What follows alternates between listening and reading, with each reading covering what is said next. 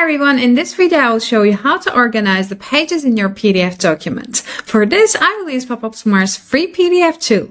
As you can see, there are different tools for many needs, but we will continue with this one.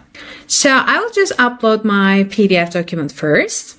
Okay, my pages are here. I just want to delete some of the pages like this. As you can see, with just one click, you can just delete any page in your PDF document.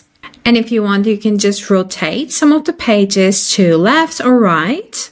Or if you want, you can just rotate them all together using these buttons right here.